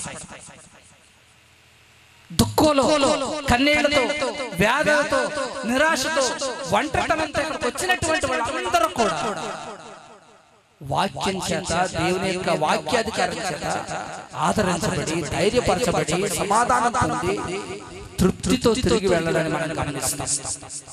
ఆ రోజు మందిరంలోకి వచ్చిన దగ్గర నుండి నా పరిస్థితి బాగుందండి అని ఎంతో మంది చెప్పిన సాక్ష్యాలు మందిరంలో అడుగు పెట్టిన నాటి నుండి కుటుంబంలో కలతలు తీరిపోయాయి. మేము అనుకోలేదు ఇలా జరుగుతుందని. ఆ వ్యక్తి మారిపోయాడు. మేము అనుకోలేదు ఈ వ్యక్తి సమాధాన పడతారని. ఇద్దరు కలిసిపోయారు. మేము అనుకోలేదు ఈ వ్యక్తి బ్రతుకుతాదని. మందిరంలో ప్రార్థన, వాక్యం విన్న తర్వాత బ్రతుకుతుందని నమ్మకం వచ్చిందండి. మందిరంలో అద్భుత కార్యాలు జరుగుతాయి. అది చూశాడు యాకోబు. నా జీవితం మార్పు చెందడానికి, నా జీవితంలో కలిపి పోవడానికి, నా మరణ భయం పోవడానికి ఇదే సరైన స్థలం అనుకున్నాడు. ఇది పరలోకపు కవిని. లోకంలో ఎక్కడ ఎలాంటి పరిస్థితి నేను చూడలేదు. మా ఇంట్లో కానీ, మా ఇంటి పక్కల దగ్గర కానీ, అంతకు ముందు ఎక్కడ కానీ, మా ఊర్లో కానీ ఎక్కడ కూడా ఇలాంటి పరిస్థితి నేను చూడలేదు. ఎందుకురా, నేనున్నాను, ఎవరు వస్తారు నేను చంపడానికి, నేనున్నాను కదా అని నాకు ఎవరు భరోసా ఇవ్వలేదు. పారిపో, మీ అన్ని చంపేస్తాడా అని నన్ను ఇంకా భయపెట్టారు. త్వరగా పారిపో, మీ అన్నయ్య నుంచి నేను ఎవడో కాపాడలేడు ఇంకా అని అన్నారు. నా కన్నీరుని ఎక్కువ చేశారు, నా బాధను మరింతగా రెట్టింపు చేశారు. కానీ ఈ మందిరం, ఈ స్థలం మాత్రం నన్ను ఆదరించి, నన్ను ధైర్యపరిచి, ప్రాణ సంరక్షణ ఇక్కడే నాకు దొరుకుతుంది అనేటువంటి నిశ్చయత నాకు ఇక్కడే కలిగింది అని అతడు అనుకున్నాడు. ఆ రాత్రి అక్కడ నిద్రపోయాడు. అక్కడ చూడండి, అతడు నిద్ర తెలిసి అంటే అంతవరకు అతడు ఏం చేసాడు అనమాట, నిద్రపోయాడు. మీకు ఒకటి అనిపిస్తుందేమో, మందిరం అంటే నిద్రపోయే స్థలం, చక్కగా నిద్రపట్టే స్థలమో కాదు నాకు తెలియదు. కానీ ఆధ్యాత్మికంగా మనసుకు స్వాంతన చేకూర్చేటువంటి స్థలం. దేవునికి స్తోత్రం కలుగుగాక. ఎంతో కలివిడితో నువ్వు రావచ్చు, ఒత్తిడితో రావచ్చు, ఆందోళనతో నువ్వు రావచ్చు. కానీ నీకేం దొరుకుతుందంటే ప్రశాంతం దొరుకుతుంది. ఆ రోజు దైవజనుడికి తెలియదు నీ పరిస్థితి ఏంటో, కానీ దైవజనుడు నిన్ను గురించి మాట్లాడమని దేవుని చేత ఆజ్ఞాపించబడి అవే మాటలు మాట్లాడతాడు. కానీ అది ఎవరి కోసం మాట్లాడుతున్నారనే విషయం అతనికి తెలియదు. ఎందుకంటే అతని నోట దేవుని వాక్యం దేవుడే పలికిస్తాడు. ఆ వాక్యం నన్ను బలపరచండి, తృప్తిపరచండి అని మీరు ఎన్నో సాక్ష్యాలు వింటారు. చాలా మంది ఇక్కడ ప్రారంభం నుంచి పాటలు పాడుతున్నారు. నేను కూడా పాటలు పాడుతుంటాను. పాటలు అంటే నాకు ఇష్టం. ఒకసారి జరిగిన సంఘటన, మా చర్చిలో ఇద్దరు అన్నదమ్ముల మధ్య గొడవ. అన్నదమ్ముల మధ్య ఆస్తి తగదా, సరిహద్దు తగదా వచ్చి అందులో ఆమె చెప్పింది, బాబు ఇలా ఉన్న పరిస్థితి, ప్రార్థన చేయండి బాబు అని చెప్పింది. ప్రార్థన చేస్తున్నాము. అయినప్పటికీ కూడా ఎవడైతే అన్యాయంగా ఆ సరిహద్దును ఆక్రమించుకుంటున్నాడో వాడే ఒక పెద్ద ఆయన దగ్గరికి వెళ్ళి, ఆ తగు తీర్చేటువంటి ఆయన దగ్గరికి వెళ్ళి ముందుగా అతను ప్రతిమాలుకుని, ఇదండి పరిస్థితి, మీరేం చేస్తారు, నాకు ఇలా చేయాలి అలా చేయాలని అతను మాట్లాడుకున్నాడు. అప్పుడు ఇంకా మేము అన్యాయం అయిపోయాము, మా పరిస్థితి ఏంటి అని వీళ్ళు ఏడుస్తున్నారు. అయితే అతను ఆదివారం సాయంత్రం రండి అని చెప్పాడు. ఆ బాధతో ఆమె మందిరానికి వచ్చి ఆ రోజు నేను ఒక పాట పాడాను. ఆ పాట ఆమెను కదిలించినట్టు నాకు తెలియదు. ఆ తర్వాత ఆమె ఆ పరిస్థితి నుండి విడిపించబడిన తర్వాత సాక్ష్యం చెప్పి, ఆ రోజు ఫలానా బాబు ఇలా పాట పాడారు, ఆ పాట నన్ను ఆదరించింది. ఇప్పుడు కూడా పాడాలనుకుంటాను, గుర్తురాట్లేదు. దేవుని సేవకుడా, సిలువ సైనికుడా, యుద్ధ భూమిలో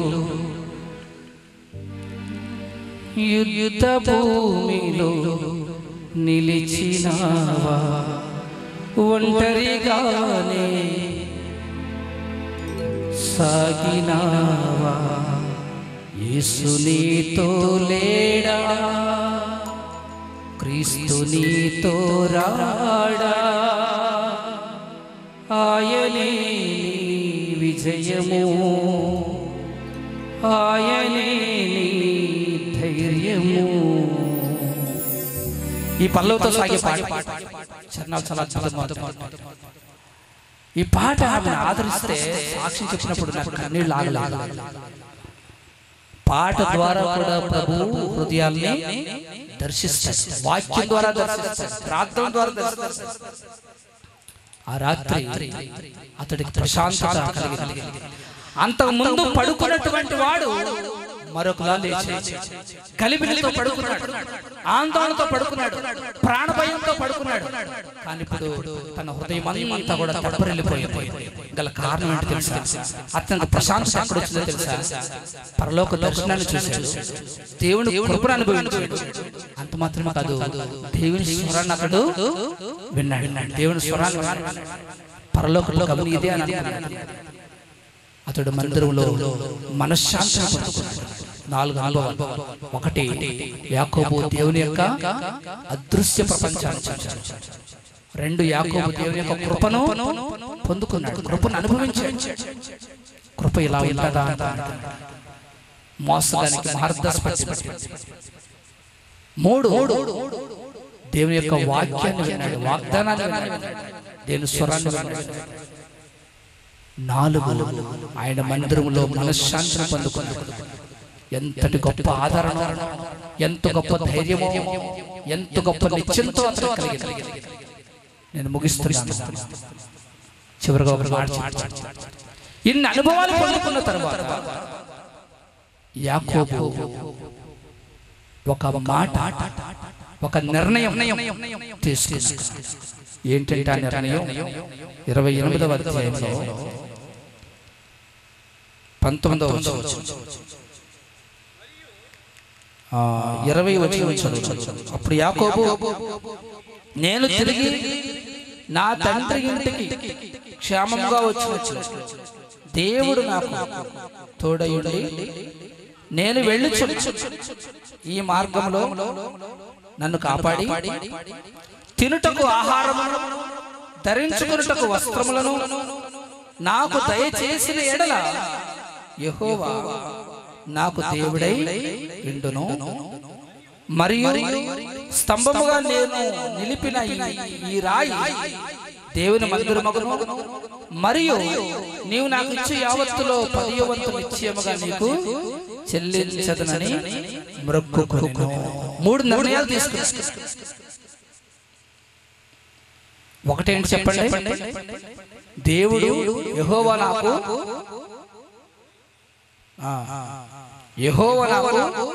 దేవుడై ఉండును. యెహోవా నాకు దేవుడై ఉండును. మొట్టమొదట అంతవరకు తన జీవితంలో యెహోవా దేవుడని తెలుసు. యెహోవా దేవుడి గురించి తెలుసు అతను. ఎందుకంటే అబ్రహాం మొదలుకొని, ఇస్సాకు మొదలుకొని, యాకోబు మొదలుకొని వీళ్ళందరూ కూడా దేవుడిని తెలుసుకున్నటువంటి వాళ్ళే. తనకు పిల్లలు లేనప్పుడు కూడా దేవుడు ప్రార్థించారు. కానీ ఈయన నా దేవుడు, నా జీవితానికి యజమాని, నా జీవితానికి రక్షకుడు, నా జీవితానికి నాయకుడు అని తను ఎప్పుడూ అనుకోలేదు. తన ఉద్దేశాలు వేరు, తన ఆలోచనలు వేరు. సంపద కొరకు ఆరాటం తప్ప దేవుని కొరకు ఒక ఆలోచన కూడా తన జీవితంలో చేయలేకపోయాడు. కానీ రోజు మాట్లాడుతూ ఉన్నాడు. తనకు మనశ్శాంతి కరువైనప్పుడు, ప్రాణభయం కలిగినప్పుడు, ఏ మందిరం అయితే తనకు ఆదరణ ఇచ్చిందో, మనశ్శాంతిని ఇచ్చిందో, ఎక్కడైతే తన అదృశ్య ప్రపంచాన్ని వీక్షించి దేవుని యొక్క వాగ్దానాన్ని పొందుకున్నాడో అక్కడ ఉండి మాట్లాడుతున్నాడు. ఈ రోజు యెహోవాయే నాకు దేవుడు. ఒకవేళ మీ జీవితాల్లో యెహోవా మీకు దేవుడిగా లేడేమో, ఆయన తెలిసి ఉండొచ్చు. దేవుని వాక్యం, దేవుని పాటలు, దేవుని చేయాల్సిన ప్రార్థన, దేవుని బిడ్డలతో సహవాసం ఉండొచ్చు. కానీ మన కుటుంబాల్లో, మన జీవితంలో దేవుని ఆధిపత్యం లేకపోతే నా కుటుంబానికి, నా జీవితానికి దేవుడి అధిపతిగా ఉంటాడు. దేవుడు యాకోబు జీవితానికి అధిపతి గాను, నాయకుడు గాను లేనందువల్లే ఎంత భయంకరమైన పరిస్థితుల్లో లేడు. అదే దేవుడు తన జీవితానికి అధిపతిగా ఉంటే, నాయకుడిగా ఉంటే, తన అన్న మీద కుట్ర చేసేవాడు కాదు, తన తండ్రిని మోసగించేవాడు కాదు, తన అన్నను మోసగించి జ్యేష్ఠత్వాన్ని లాక్కునేవాడు కాదు, తన అన్న పగకు కారణమయ్యేవాడు కాదు, ప్రాణభయంతో పారిపోయి ఉండేవాడు. దేవుడు లేక తన జీవితంలో, దైవ భయం లేక తన జీవితంలో క్రమపరచబడక ఇష్టానుసారంగా తిరిగాడు, ఇష్టానుసారంగా సంపాదించాడు, ఇష్టానుసారంగా తన ఇష్టాన్ని నెరవేర్చుకున్నాడు. తన ఇష్టానికి అడ్డు అదుపు లేకుండా పోయింది. చివరికి కుటుంబం అంతా కూడా చీలికలైపోయిన పరిస్థితి. యాకోబు దారి యాకోబుది, యాషావు దారి యాషావుది, ఇస్సాకు దారి ఇస్సాకుది, రెబ్కా దారి రెబ్కాది అయిపోయింది. ఆ చిన్న కుటుంబంలో ఎంత భయంకరమైన పరిస్థితి కారణమైంది, ఎంత భయంకరమైన పరిస్థితి దాపురించలేదు తెలుసా? చాలా భయంకరమైన పరిస్థితి. గల కారణం ఏంటంటే ఆ కుటుంబానికి, ఆ యాకోబుకి యెహోవా దేవుడిగా లేడు. దేవుడు ఉన్నాడు కానీ వాళ్ళు దాన్ని అంగీకరించలేకపోయారు. వాళ్ళు తమ దేవుడుగా ఆయన ప్రతిష్ఠించుకోలేకపోయారు. తమ జీవితాల్లో ఆయన చోటు ఇవ్వలేకపోయారు. తమ కుటుంబాల్లో ఆయన చోటు ఇవ్వలేకపోయారు. ఒకవేళ మీ అశాంతి కారణం, మీ ఆందోళనకు కారణం, మీ పగలకు కారణం, మీ సహోదరుల మధ్య రకరకాల సంపాదన కొరకైన ఆరాటాలు, పోరాటాలు ఉన్నట్లయితే మీ జీవితాల్లో దేవునికి చోటు న్యాయం చేయడానికి దేవుడు ఎవరినో వాడుతాడు. నిన్ను అన్యాయం చేస్తున్నటువంటి వాళ్ళు తప్పు తెలుసుకుంటారు. నీకు రావాల్సింది ఖచ్చితంగా దేవుడు ఇప్పిస్తాడంటే. ఒకవేళ భర్తకు తెలియకుండా భార్య, భార్యకు తెలియకుండా భర్త మోసపూరితమైనటువంటి విధానాలు అనుసరిస్తా ఉన్నట్లయితే దేవుడు లేకుంటే మీ జీవితం అలాగే ఉంటుంది కనుక దేవుడికి అప్పగించండి. పరిస్థితులన్నీ తేటపరచబడతాయి. సమాధానం కలుగుతూ ఉంటాం. ఎంతకాలం దాస్తాం, ఎంతకాలం దాగుంటాం? దాయలేము, దాక్కోలేము. అవి బయటపడి అవమానం పాలవుతుంది. ఆ చోటుని మనం పారిపోతుంది. అవమానాన్ని తట్టుకోలేక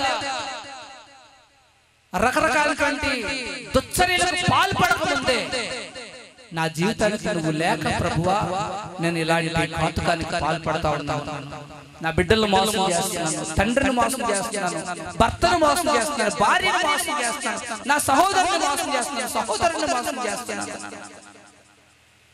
అని గనక నీ ఆలోచనలో ఉన్నట్లయితే ఈ రాత్రి నీ జీవితానికి దేవుడిగా ప్రతిష్ఠించుకో. యెహోవా దేవుడిగా ప్రతిష్ఠించుకో.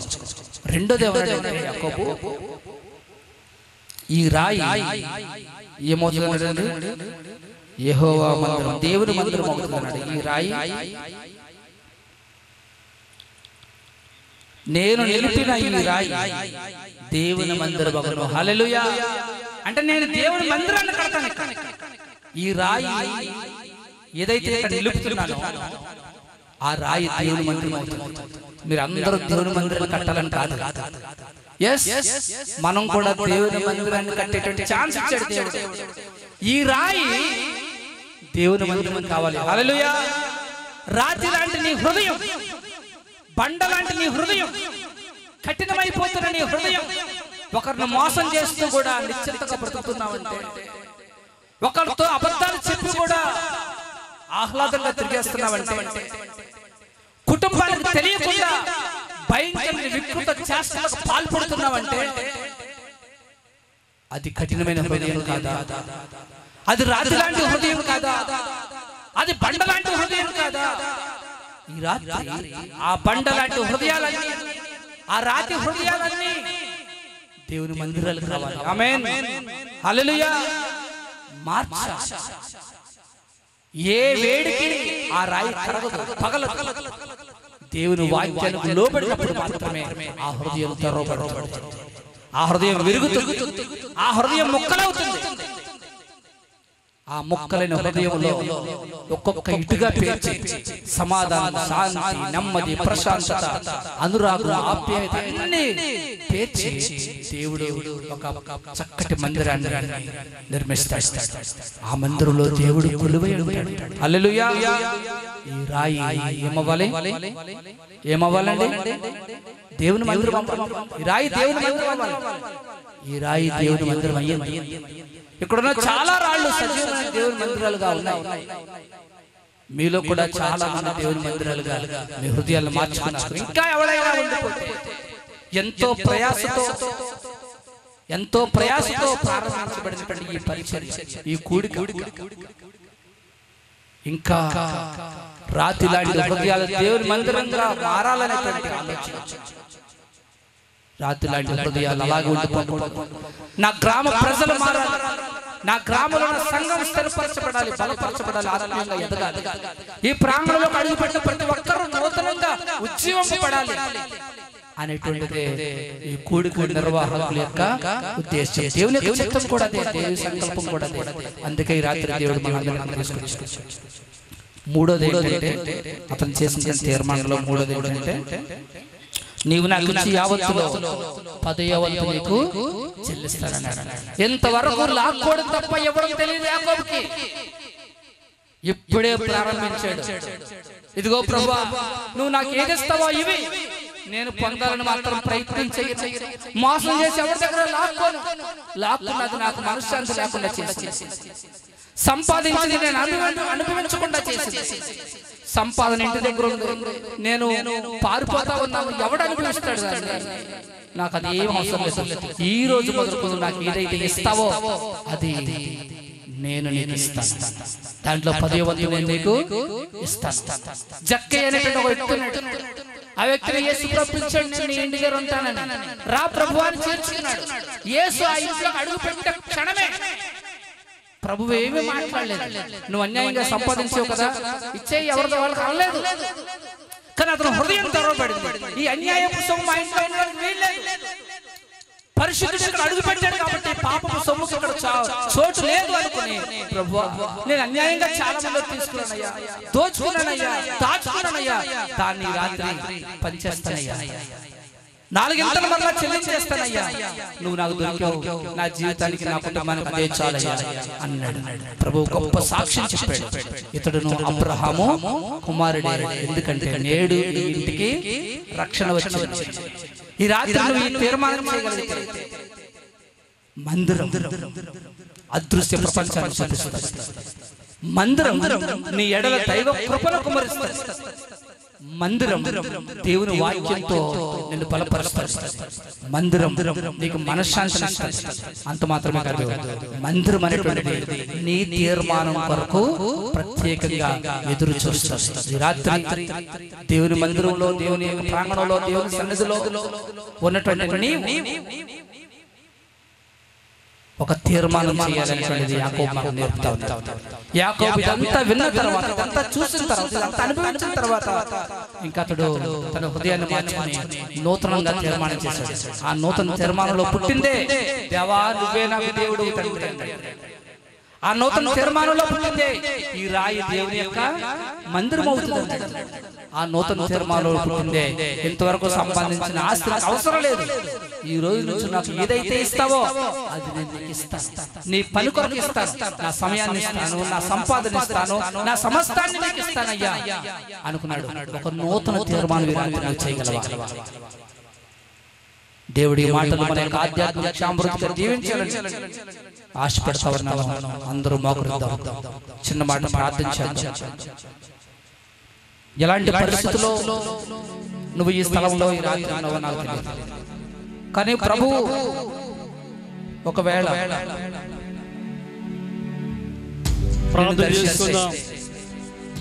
ఏ పరిస్థితులు కూడా యాకోబు పారిపోతున్నాడో మీకు తెలుసు. కూడా ప్రార్థన చేద్దాం. ఎలాంటి పరిస్థితుల్లో నుండి యాకోబు వెళుతున్నాడో తెలుసు. ఒకవేళ అలాంటి పరిస్థితికి మీలో ఎవరైనా చిక్కుకున్నారా? మోసం, అబద్ధం, కుట్ర, పగ, సంపాలనంతటి కసి ఉందా? మార్చుకుందాం మన హృదయాన్ని.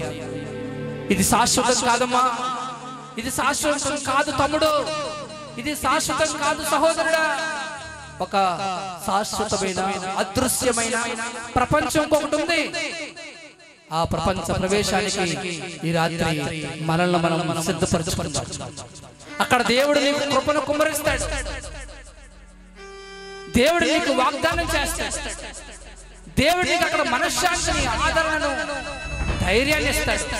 ఏ పరిస్థితి నిన్ను భయపెడుతున్నాయో, ఏ పరిస్థితి నిన్ను కలవరపడుతున్నాయో, ఏ సమస్య పరిష్కారం కాకుండా ఉందో, ఎలాంటి వ్యాధులు, ఎలాంటి బాధలు, ఎలాంటి కన్నీరు, ఎలాంటి నష్టం, ఎలాంటి కష్టం నిన్ను కృంగదీస్తా ఉందో, ఆ పరిస్థితులన్నిటి నుండి ఈ రాత్రి దేవుడు నిన్ను విడిపించడానికి నిన్ను చూస్తా ఉన్నాడు, పైనుండి వీక్షిస్తా ఉన్నాడు. యాకోబు చూశాడు, దేవదూతలు కిందకి వస్తా ఉన్నాయి, పైకి వెళ్తా ఉన్నాయి, కిందకి వస్తా ఉన్నాయి, పైకి వెళ్తా ఉన్నాయి. నువ్వు నోరు తెరిచి ప్రార్థన చేస్తే, నోరు తెరిచి నీ సమస్యను దేవుడు చెప్తే, ఆ దేవదూతలు నీ దగ్గరకు వచ్చి నీ సమస్యను పట్టుకెళ్ళి ప్రభువుకు అందిస్తాయి. ఆయన దాన్ని ఆయన కవిలో రాస్తాడు, నీ కన్నీటిని ఆయన బుద్ధిలో పడతాడు. దేవదూతలు నిన్ను దర్శించేటువంటి స్థలం దేవుని యొక్క ప్రాంగణం, దేవుని ప్రాంగణం. దేవా నువ్వు నా జీవితానికి దేవుడుగా ఉంటావయ్యా. ఈ రాత్రి హృదయాన్ని మారుస్తాను, మందిరంగా మారుస్తాను తండ్రి. ఈ మందిరంలో నువ్వు కొలువై ఉండాలి నాయన. ఇంక ఈ మందిరంలో పగకు చోటు లేదు. ఈ రాత్రి హృదయంలో అబద్ధానికి చోటు లేదు. ఈ రాత్రి హృదయంలో మోసానికి చోటు లేదు. ఈ రాత్రి హృదయంలో కర్కశత్వానికి చోటు లేదు. అనురాగంతో జీవిస్తాను, ఆప్యాయతతో జీవిస్తాను, ప్రేమతో జీవిస్తానయ్యా. నా హృదయాన్ని తాకు ప్రభు, ఈ రాత్రి హృదయాన్ని మార్చు ప్రభు అని అడుగుదాం. అక్రమంగా సంపాదించింది నా ఇంట్లో ఉండకూడదు, నాది కాదు, నాకు అవసరం లేదు ప్రభు. నువ్వు ఇచ్చినటువంటి సమృద్ధిలో నుండి నీకు నేను ఇస్తాను ప్రభు. ఎంతవరకు లాక్కోవడం తెలుసు, అక్రమంగా సంపాదించుకోవడం తెలుసు, కానీ ఈ రాత్రి నుండి ఎవడో నేర్చుకుంటాను. ఒకళ్ళు ఇప్పటికే ఎలాంటి పరిస్థితుల్లో ఉంటే ఇంకా నిజమే ప్రభా, ఒకలాడు నా రాతి హృదయాన్ని మార్చినందుకు నీకు వందనాలు. నేను పొందిన ఈ అనుభవంలోనికి నా సహోదరులను తీసుకురండి, నా కుటుంబ వాళ్ళని తీసుకురండి, నా యొక్క రక్త సంబంధికులను తీసుకురండి, నా యొక్క బిడ్డలను తీసుకురండి, నా భర్తను తీసుకురండి. ఇంకా నా భర్త పగతో ఉన్నాడు, నా భర్త ఇంకా అసమాధానంతో ఉన్నాడు, నా భర్త ఇంకా ఆ లోకంలో జీవిస్తా ఉన్నాడు, నా భర్త ఇంకా దేవునికి ఆరాట పడతా ఉన్నాడు, పోరాటాలు చేస్తా ఉన్నాడు, నీకు దూరంగా ఉన్నాడు. నీవు అతను దర్శించి రాత్రి ప్రభువుని అడుగుతాడు. ఇదిగో దేవా నా జీవితం ఆపాదమస్తకం నీకంకితం. ఇదిగో దేవా నా జీవితం ఆపాదమస్తకం నీకంకితం.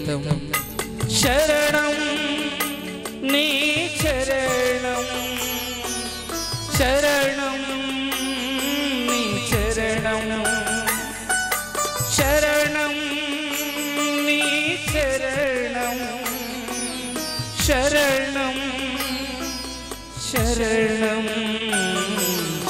ఇదిగో దేవా నా జీవితం ఆపాదమస్తకం నీకంకితం. ఇదిగో దేవా నా జీవితం ఆపాదమస్తకం నీకంకితం. పలుమార్లు వై తొలగినాను పరలోక దర్శనము నుండి, విలువైన నీ దివ్య పిలుపుకు నే తగినట్లు జీవించనైతి. అవును ప్రభువా, పలుమార్లు నీ పరలోక దర్శనాన్ని నేను దాటిపోయాను, నీ పిలుపును వినడానికి చెవులు వినకపోయాను, నీ పిలుపుకు తగిన జీవితాన్ని జీవించలేకపోయాను ప్రభువా. పలుమార్లు వై తొలగినాను పరలోక దర్శనము నుండి, విలువైన నీ దివ్య పిలుపుకు నే తగినట్లు జీవించనైతి. అయినా నీ ప్రేమతో నన్ను దరి చేర్చినావు, అందుకే గైకొనుమో దేవా నా శేష జీవితం. అయినా నీ ప్రేమతో దరి చేర్చినావు, ఆమేన్.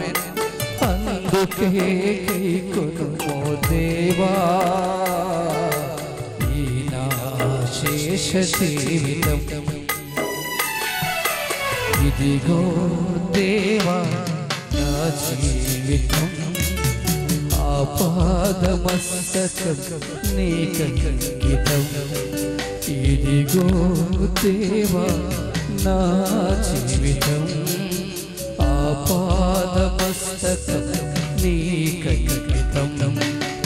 ఇదిగో దేవా నా జీవితం ఆపాదమస్తకం నీకంకితం. యాకోబును దేవుడు ఆశీర్వదించాడు, ఇశ్రాయేలుగా మార్చాడు. అతను చూసిన వాళ్ళు ఏమంటారు తెలుసా? ఈరోజు ఇశ్రాయేలు నీ భాగ్యం ఎంతో గొప్పదయ్యా. ఒకప్పుడు నువ్వు మోసగాడు, ఒకప్పుడు నువ్వు అబద్ధికుడవు, ఒకప్పుడు కర్కటంగా ఉండేవాడు, పగతో ఉండేవాడు, పగకు కారణం నీవు, కుటుంబం యొక్క గలిబిలికి కారణం నీవు, కుటుంబంలో అశాంతికి అలజడికి ఆందోళనకు కారణం నీవు.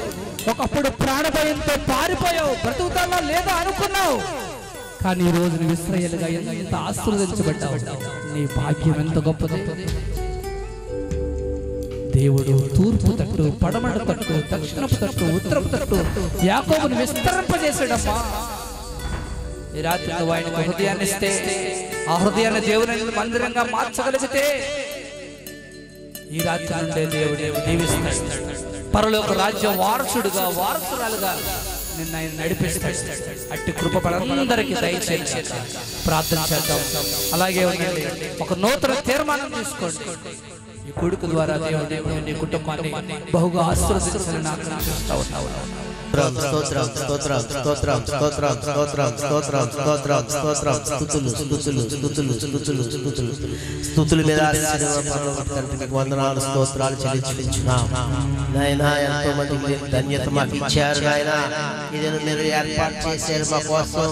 చాలా సుదీర్ఘం నుంచి చాలా మంది వచ్చి ఉన్నారు నాయన. బిడ్డలు వాక్యం ద్వారా బలపడటానికి ఈ భాగ్యం ఎంత గొప్పతో తెలుసుకోవటానికి మీరు చేసిన కృపకి మేళ్ళ వందనాలు స్తోత్రాలు స్తోత్రాలు చెల్లించుకుంటున్నాం. ఈ గుడిలో కూర్చున్న బిడ్డలు ప్రత్యేక ప్రార్థన చేస్తున్నాం. ఎవరైనా అనారోగ్యాలతో బాధపడుతుంటే ఇప్పుడే మీ నామమున స్వస్థపరచండి నాయన. వందనాలు స్తోత్రాలు నాయన. ప్రశాంతమైన మనస్సుతోటి బిడ్డలు జీవించగల కృప నాకు మాకందరికీ దయచేయండి. గృహాలకు వెళ్ళి నాయన వాక్యం నెమరు వేసుకుంటూ ఇతరులకి చెబుతూ నీ యొక్క రాజ్యంలో మా స్థానం నిలుపుకోవటానికి మాతో పాటు మేము తీసుకువెళ్ళటానికి కృప చూపించి కనికరం చూపించండి. మీకు ఇష్టం లేని పనులు, తలంపులు, ఊహలు, కార్యాలు ఏమైనా మాలో ఉన్నాయేమో మిమ్మల్ని మేము సరి చేసుకొని నాయన మీరే నిజమైన దేవుడని తెలుసుకోగల కృప దయచేయండి. మరి ముఖ్యంగా ప్రార్థన చేస్తున్నాం. ఏలియాని వారికి ఇచ్చిన భార్యని తల్లిదండ్రులు అక్రమావులు సముద్ర మంది మిత్రులందరూ గురించి ప్రార్థన చేస్తున్నాం.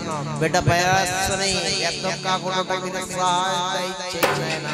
ఎంతో మంది బిడ్డలు రక్షణ భాగ్యంలో కొనసాగుతూ రాకడైనా సమయంలో ఎంతబడే జనాంగంలో ఉండగల దయచేయండి నాయనా.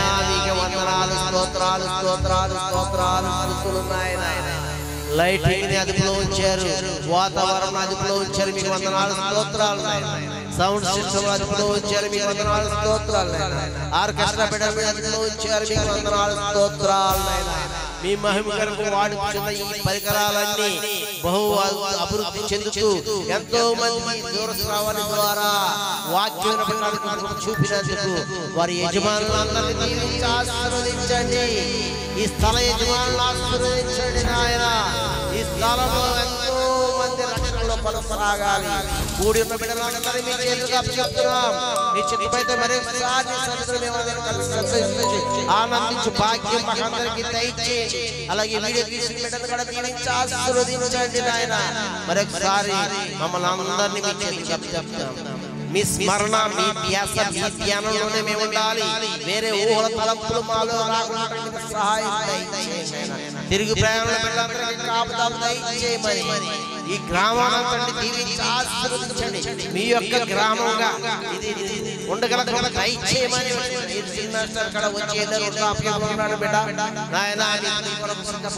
కలిగి ఉండగల దయచేయమని రక్షణ భాగంలో కొనసాగుతుండగా ఎవరి మీద ఆధారపడి మీ మీద ఆధారపడి చేయమని మరొకసారి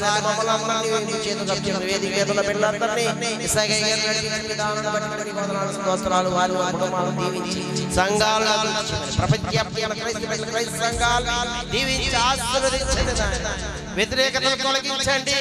మా భారతదేశంలో మంచి నాయకులు మాకు ఇచ్చి ప్రశాంతముగాను సంతోషంగా మా సేవా పరిచయాలు మందిరాలన్నీ మేము చేసుకోగల దయచేయమని ఎవరు కావాలో మాకు వాటిని మీరు అందించమని ఘనత మహిమ ప్రభావాలు పొందుకోమని మరొకసారి మమ్మల్ని మీ చిత్తమైతే ఎంతబడి జనాంగం చూపించమని శాశ్వతమంతా పరిచర్యలోను మీలో గడపడానికి చూపించమని యేసయ్య నామమును బట్టి వేడుకొనుచున్నాం తండ్రి. ఆమేన్. పరలోకమందున్న మా తండ్రి, నీ నామం పరిశుద్ధపరచబడును గాక. నీ రాజ్యం వచ్చును గాక. నీ చిత్తము పరలోకమందు నెరవేరునట్లు భూమి యందు నెరవేరును గాక. మాకు కావలసిన ఆహారమును దయచేయండి. మా రుణాలను క్షమించిన ప్రకారం మా రుణాలను క్షమించండి. శోధనలోని లేఖను తప్పించు. రాజ్యము, శక్తి, మహిమ నిరంతరము నీవే. ఆమేన్. తండ్రి యొక్కయు కుమారుని యొక్కయు పరిశుద్ధాత్మ యొక్కయు త్రియేక దేవుని దీవెన వర్తమానం అందించిన వర్తమానం విని వాక్యానుసారమైన జీవితం కోరుకున్న బిడ్డలపై ఈ స్వరం ఎంతవరకైతే వినపడుతుందో అంతవరకు ఇంకా రేపు ఎల్లుండ అవతలెల్లుండ 31, 2 జరిగినటువంటి కుప్పరపొడి కూడికలపై మనందరిపై నడిపించబడును గాక. ఆమేన్. ఆమేన్. ఆమేన్. ఆమేన్. అపరాధిని యేసయ్య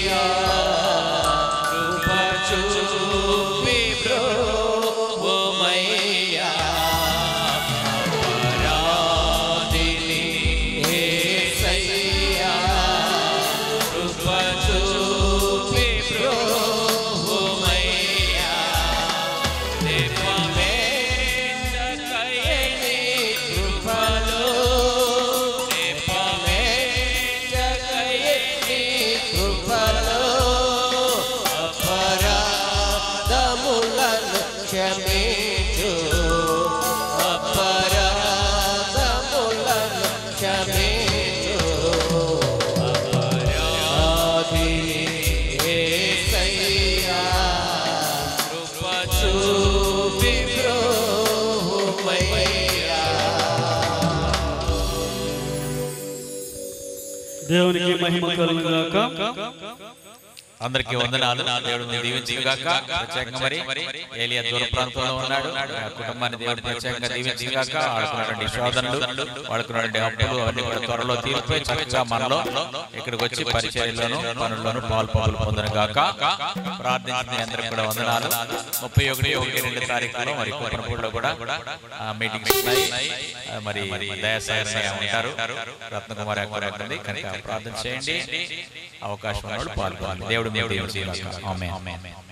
అలాగే కూడొచ్చిన మీ అందరికీ కూడా ఏలి గారి కుటుంబ పక్షంగా మీ అందరికీ హృదయపూర్వక వందనాలు తెలియజేస్తున్నా. వచ్చిన దైవజనులందరికీ కూడా ప్రత్యేకమైన వందనాలు ఏలి గారి కుటుంబ పక్షంగా తెలియజేస్తున్నా. దేవుడు మిమ్మల్ని దీవించును గాక. ఆమేన్.